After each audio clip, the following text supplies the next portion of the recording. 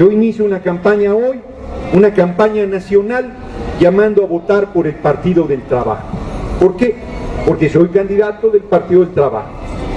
La Cámara renovará sus 500 diputados, la mayoría vendepatrias, efectivamente, la mayoría traidores al pueblo. Es así, efectivamente. De esos 300 son de mayoría. Esto es, el país está dividido en 300 distritos y la gente vota por cada uno de ellos y gana el que tiene más votos. Votación de mayoría, ¿no? O de mayoría, se le llama relativa, porque puede ser una mayoría de 20% y los otros 18, 15, entonces no es mayoría absoluta, de más del 51%, es mayoría relativa. Ya me andaba peñando yo. Y 200 diputados de representación proporcional, que son listas de 40 diputados en 5 regiones del país, 5 circunscripciones se llaman. Yo voy a ir por la circunscripción cuarta, que es el Distrito Federal, Puebla, Morelos, Guerrero, Tlaxcala. Esos son los estados de la cuarta circunscripción. Y yo voy por esa lista. Y la gente, al votar por un diputado federal de mayoría del Partido del Trabajo, estará votando para que yo sea diputado. Y por eso voy a llamar en todo el país a votar por los candidatos a diputados de mayoría del Partido del Trabajo. En la elección nacional o federal, el Partido del Trabajo no tiene alianza más que con el PRD en 100 de los 300 distritos.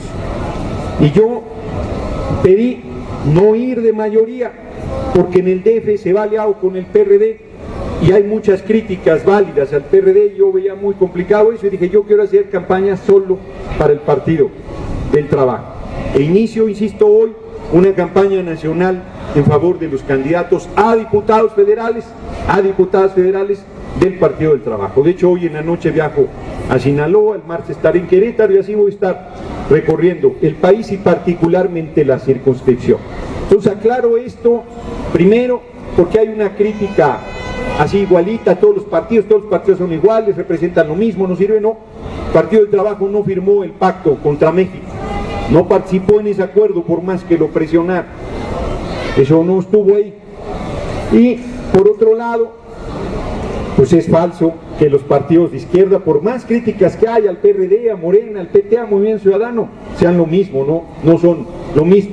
Ni todos los políticos somos lo mismo. Yo les recuerdo, yo ya fui diputado, renuncié a la mitad de mi sueldo, renuncié al seguro privado, renuncié al seguro de vida, me hicieron una campaña bárbara en los medios diciendo que era una bestia peluda forrada de lo mismo, y ahí están los videos, ahí está cada vez más el reconocimiento de la gente de la tarea en favor del pueblo que estuvimos haciendo desde la Cámara de Diputados. A nosotros nadie nos puede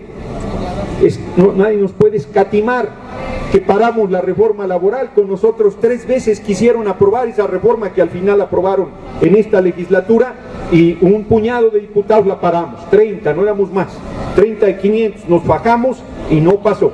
Y quisieron meter la ley de seguridad nacional, que era el estado de sitio, para detener sin orden judicial, allanar tu casa sin orden judicial, imponer toque de queda, violar derechos y garantías constitucionales como les diera la gana, violando el artículo 29 constitucional, y lo detuvimos. Esas fueron de las más importantes, pero no solo. Hicimos una tarea muy fuerte en la Cámara de Diputados. Y yo hoy inicio la campaña, pero no inicio mi tarea política. Desde que dejé de ser diputado no he parado de recorrer el país, no he parado de plantear la desobediencia civil, que seguiré insistiendo durante la campaña, en la Cámara, todo el tiempo, porque estoy convencido que debemos obligar a renunciar a Enrique Peña Nieto. Debe irse, no se puede sostener más, no debemos tolerar más a ese tipo.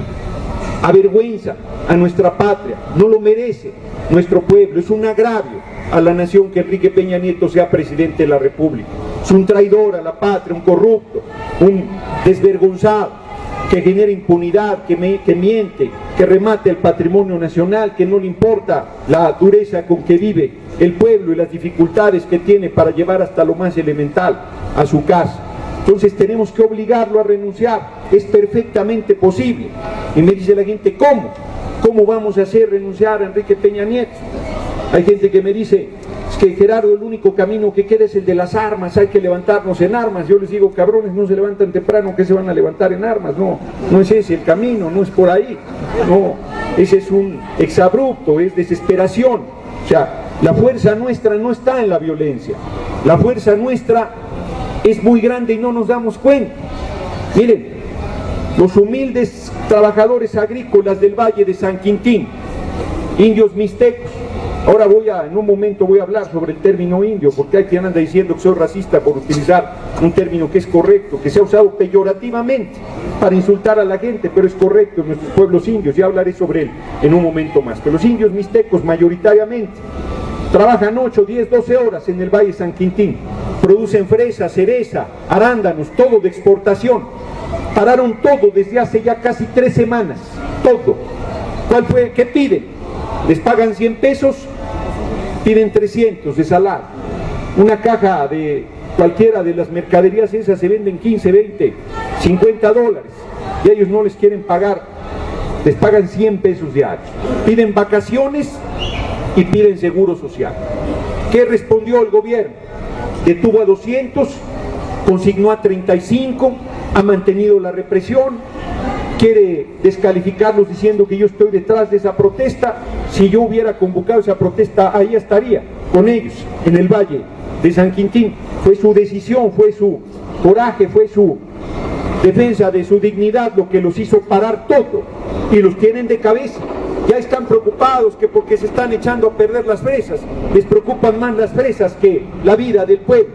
Viven en casas de 20 metros cuadrados, no tienen agua potable, no hay una sola calle pavimentada en el Valle de San Quintín, una sola calle pavimentada no hay, no hay un milímetro de drenaje en el Valle de San Quintín. Son unos miserables, no tienen llenadera, voraces, tienen en pobreza absoluta al pueblo trabajador del Valle de San Quintín. ¿Y qué hicieron? Pararon todo, y ahí los tienen en jaque. Si lo hiciéramos en todo el país, no podrían reprimir ni al Valle de San Quintín ni a nadie. No tienen con qué enfrentar a un pueblo de 117 millones de mexicanos que cruce los brazos y diga: no moveré un dedo hasta que no te vayas, no moveré un dedo hasta que no cambien las cosas, hasta que no se convoque elecciones extraordinarias, hasta que no se convoque un congreso constituyente, a una asamblea del pueblo para recuperar todo lo que al pueblo le pertenece. Simplemente con detener todo. Y la gente dice: no, es que yo tengo que trabajar en esas condiciones, con ese trabajo pedorro, con esos salarios miserables, con ese racismo, con ese clasismo, con esa explotación, con ese maltrato. Tenemos que aguantar eso para mal comer, para mal vivir, para ir pasando los días. No, el pueblo merece una vida plena, el pueblo merece acceso a vivienda, a educación, a salud, a comer 3 veces al día, a justicia, a libertad. Es lo mínimo que todo pueblo debe tener, y lo tenemos que lograr con una rebelión no violenta de la gente. Y por eso yo insisto en el tema de la desobediencia civil, insisto en la importancia de ejercer esa enorme fuerza que el pueblo tiene y no se da cuenta. Votar es un derecho y debemos ejercer. Estoy convencido que es un error no votar.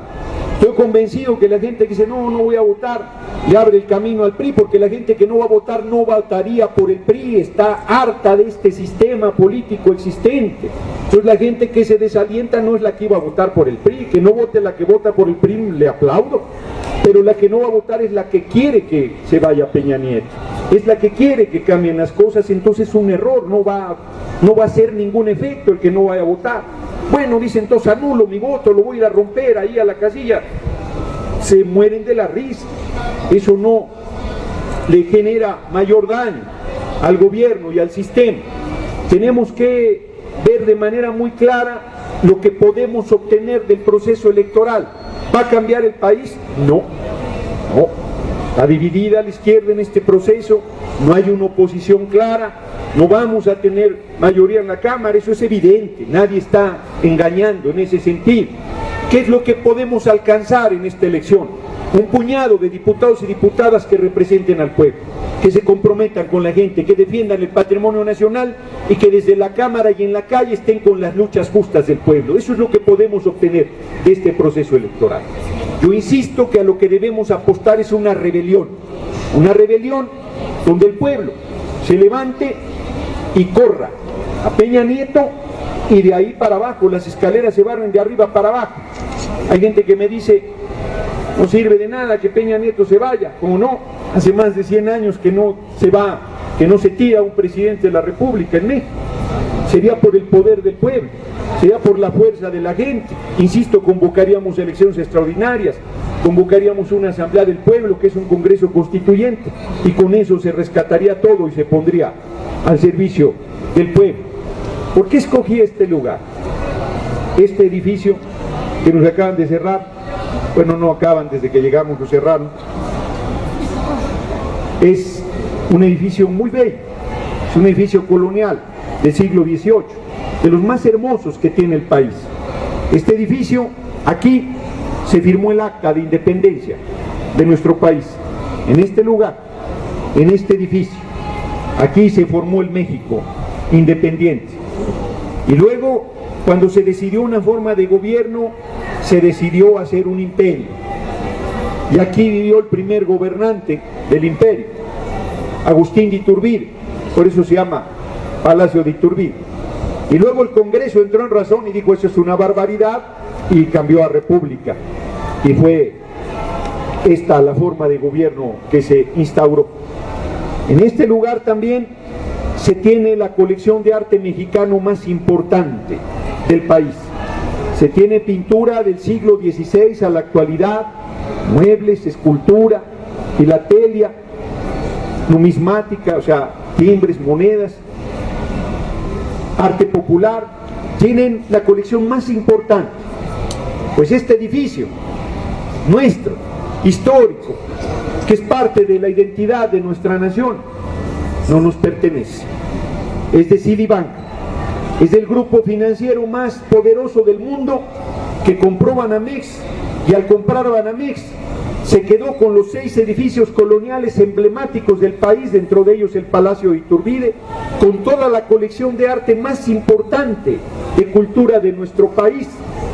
Y por si esto no fuera suficiente, además lo subsidiamos con miles de millones de pesos.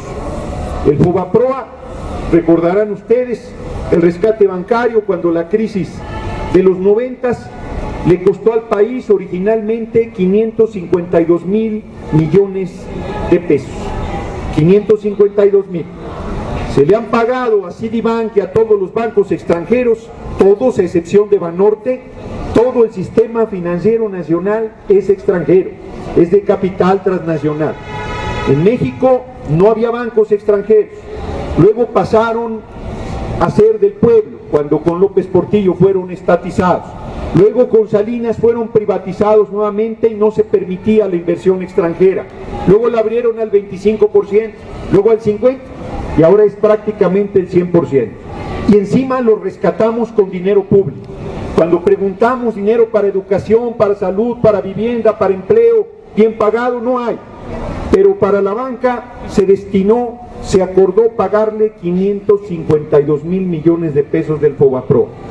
Se le han pagado, óigase bien, 1.700.000 millones de pesos, 1 millón de millones de pesos más 700.000 millones de pesos. Casi 2 millones de pesos se le ha pagado a la banca extranjera, y se le deben 860.000 millones de pesos de los 552.000 millones con que empezó esta deuda ilegal del Fobaproa. Yo aquí, en este lugar, en este Palacio de Iturbide, que hoy es un edificio hermosísimo, que algún día fue un palacio, que algún día fue la sede de gobierno, y después fue un hotel, y después fue muchas otras cosas, y hoy es un emblema de nuestra patria, y que demuestra con su historia cómo hay altibajos en la vida de los pueblos, de la gente, de los inmuebles, de todo. Hoy aquí les digo que vienen tiempos muy duros para nuestro pueblo, más duros todavía, porque son tiempos de definición, son tiempos de lucha, de definición política. No hay posibilidad de evadir una posición frente a lo que pasa en el país. O se está a favor de la justicia o se está a favor de la injusticia. Quien dice que es neutral, no es neutral. Hoy no se puede ser neutral frente a la corrupción, no se puede ser neutral frente a la impunidad, no se puede ser neutral frente a la injusticia, frente a la prepotencia, frente a la mentira, al engaño, al robo, al asesinato. No se puede ser neutral frente a la represión. O se enfrenta, o se condena, o se denuncia, o se es cómplice de esa situación. No hay ninguna posibilidad de no tomar partido.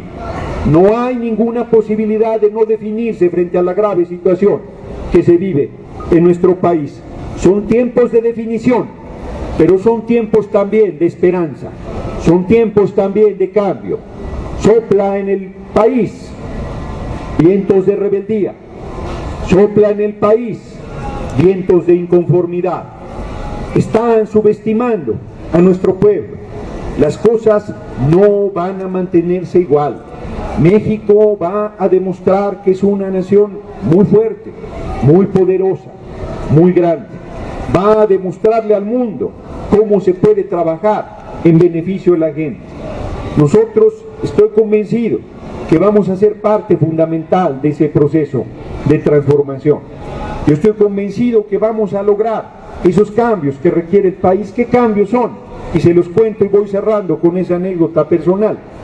Yo ya lo dije, crecí con mi abuela materna y ella insistió en que yo estudiara, que fuera a la escuela. A mí la escuela no me gustaba nada, la verdad, nunca me gustó, pero fui y terminé, me titulé. Y un día, antes de que yo terminara la escuela, mi abuela era muy mal hablada y me dijo: carajo, Gerardo, ¿para qué te mandé a la escuela? Yo quería que fueras mejor. Hoy andas greñudo, te volviste fachoso, mal hablado, ateo y encima comunista. Me lleva el demonio, maldita la hora en que se me ocurrió mandarte a la escuela. Yo le decía a mamá: a ver, mamá, educación para todos, sí, salud para todos, sí, vivienda para todos, sí, empleo bien pagado con contrato colectivo para todos, sí, justicia y libertad, sí. Eso es, mamá, me estás cuenteando, te lo estoy diciendo. Oye, me gusta esa idea, me dice. Claro, ¿a quién no le va a gustar? ¿Por qué la gente no va a vivir bien? Como decía ese extraordinario revolucionario mexicano, mestizo, de padre de indio mixteco, Ricardo Flores Magón: el pueblo tiene derecho a vivir y a ser feliz. Y hoy en esta semana, lo digo, a los creyentes les dicen que mientras más sufran en esta vida mejor, que porque se van a ir al cielo. ¿Y qué tal si yo tengo razón y no hay otra vida? Ya se jodieron en esta y luego no hay otra. No, la gente tiene que ser feliz en esta vida. En esta vida tiene que vivir bien, tiene que desarrollar sus potenciales. ¿Cómo no vamos a lograr que haya escuela para todos los que quieran estudiar? No puede ser que haya un niño en las esquinas limpiando parabrisas. No debe haber un solo niño pidiendo limosna en este país. No debe haber un solo niño dando grasa a los zapatos ni limpiando parabrisas. Un solo niño no debe haber pidiendo limosna en este país. Deben estar en la escuela, deben estar jugando, deben desayunar, almorzar, comer, merendar ahí. Ese es el lugar que les corresponde. No debe haber un solo adulto mayor pidiendo limosna. Uno solo no debe haber. Deben tener una pensión y una jubilación. No debe haber una sola persona que ande vendiendo sus mercaderías como si fueran limosna. Debe pagársele lo justo. Y la gente debe tener seguridad social. Y debe tener un contrato colectivo. Y debe tener un salario suficiente. Y debe tener vivienda. No estamos planteando nada imposible. No es una utopía. Es lo que justicia le corresponde a todo ser humano por el simple hecho de ser humano. Por eso y por ninguna otra razón. Y lo vamos a hacer en este país. Lo vamos a hacer realidad. No vamos a descansar hasta que esas cosas no se hagan realidad. Es algo que todo mundo merecemos. Yo les pido, y iba a terminar, pero yo les pido una cosa: dejemos de hablar mal de nuestro pueblo. Dejemos de decir que el pueblo es agachón, porque no lo es. Es un pueblo rebelde, es un pueblo de lucha.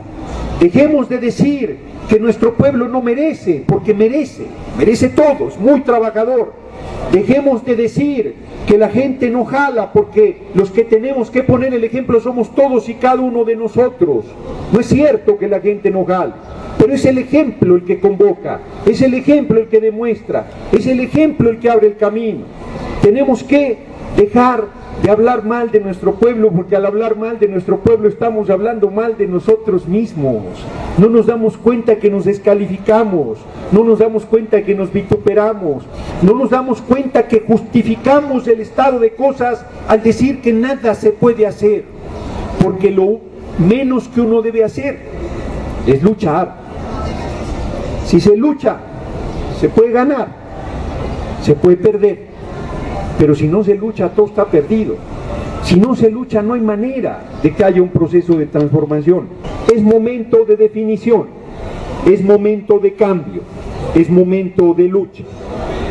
Todo aquel que no quiera luchar está en su derecho de no hacer, pero que sea consciente que está asumiendo una posición y esa posición es en contra del pueblo.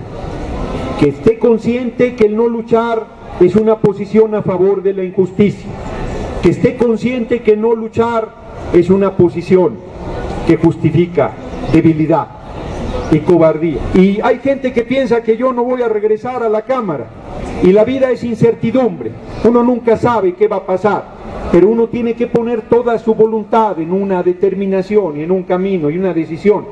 Y aquí les digo, estoy cierto que voy a regresar a la Cámara, estoy cierto que se deben empezar a preocupar mis adversarios, pero si no llegara tampoco importa, porque lo que sí no me pueden impedir es estar del lado del pueblo. Lo que sí no podrán evitar es que yo esté con las luchas de la gente. Lo que no podrán lograr de ninguna manera es que yo renuncie a mis sueños de cambio y de transformación. Lo que no lograrán de ninguna manera es que olvide mi origen, y mi origen es con el pueblo, mi origen es con la gente. Yo estaré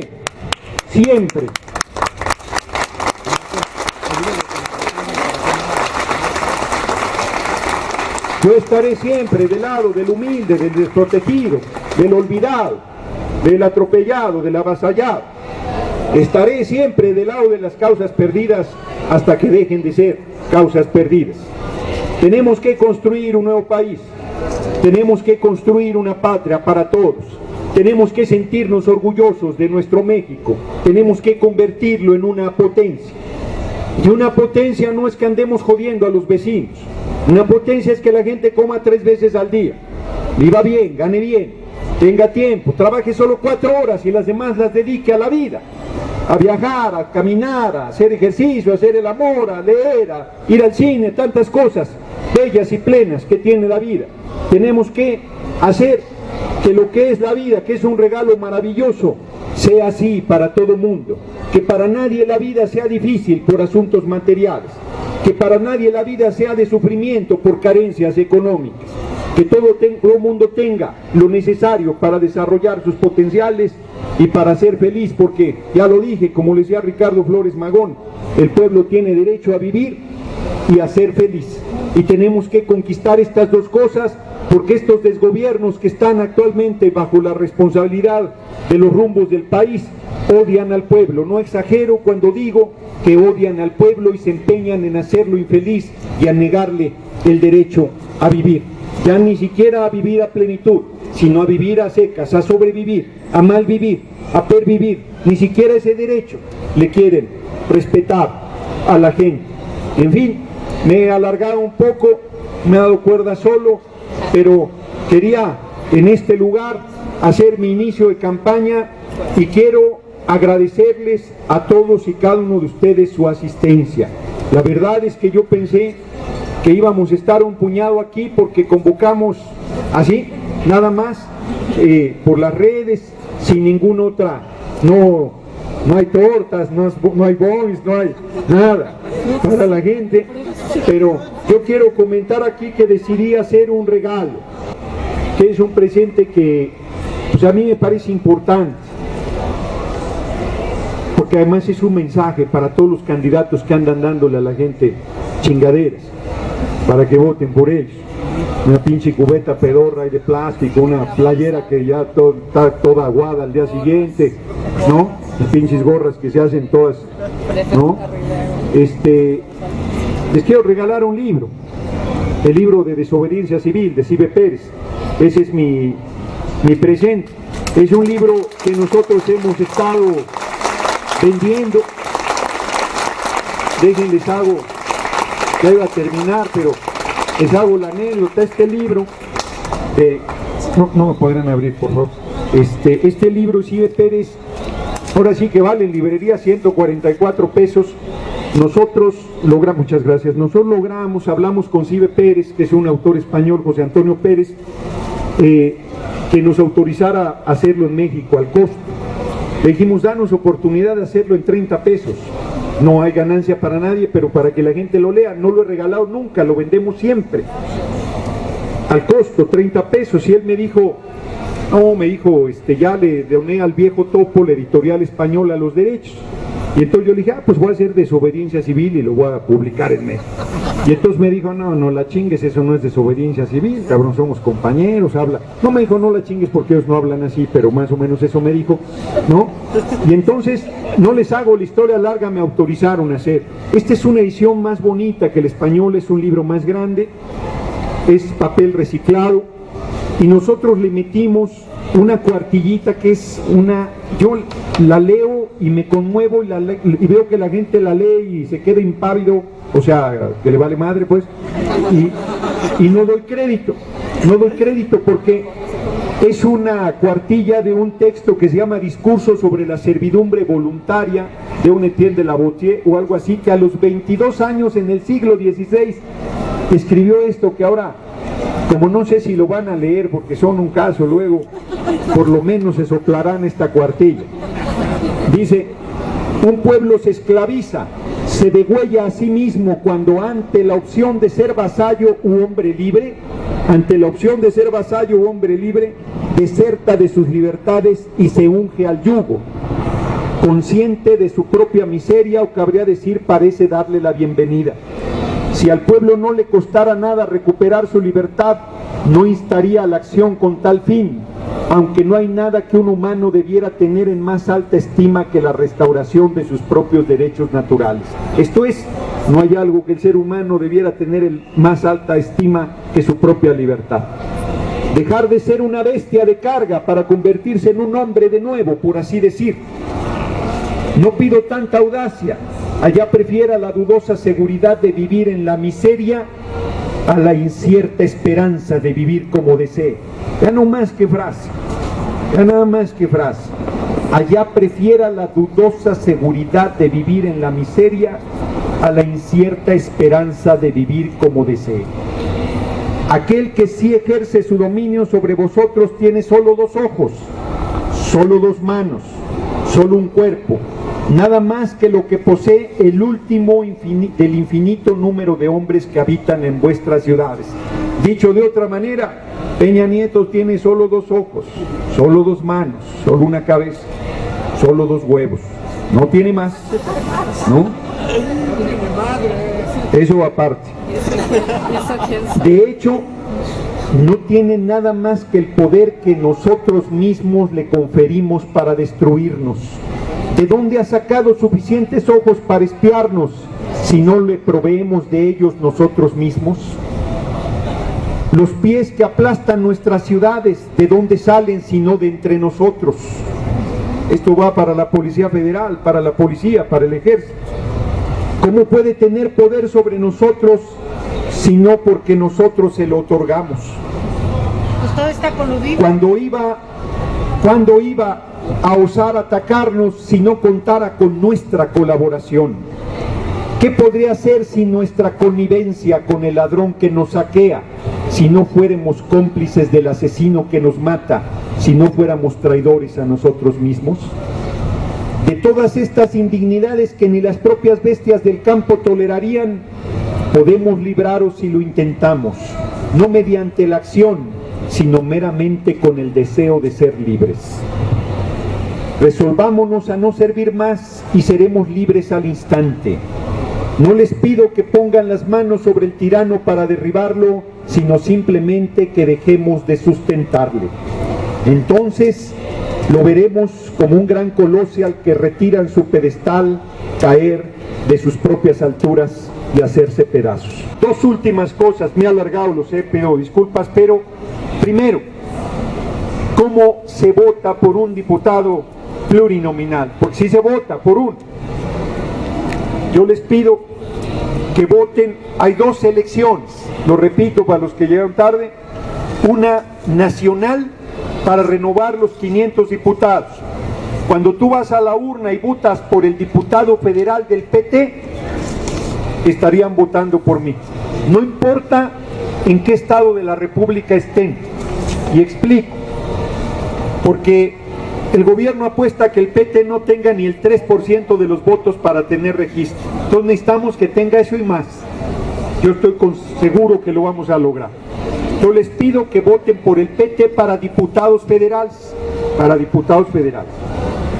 Y al votar por el PT están votando por su lista de diputados, que es mi caso.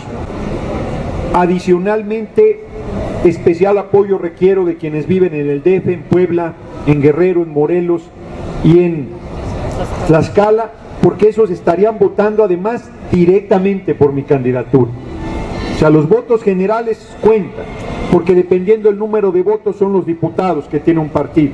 Entonces todos los votos en todos los estados sirven, pero particularmente son importantes los de los estados, o sea, son directos, no importantes, todos son importantes, son directos los que van de la cuarta circunscripción. Sí está claro lo que estoy planteando. Yo una vez les digo, hay crítica al PT porque va en dos estados, en Querétaro va en alianza con el PRI, es cierto, es un error del PT, ahí va en alianza con el PRI en la elección de gobernador en Querétaro. Yo voy a ir el martes a Querétaro y no voy a apoyar a los candidatos a diputados locales ni al candidato a gobernador porque van con el PRI, paso sin ver. Yo ahí no le entro. Yo voy a ir a apoyar a los diputados federales del PT, a eso voy. Y en el Estado de México también en la elección local hizo una alianza con el PAN que también, o sea, error. Bueno, error y horror.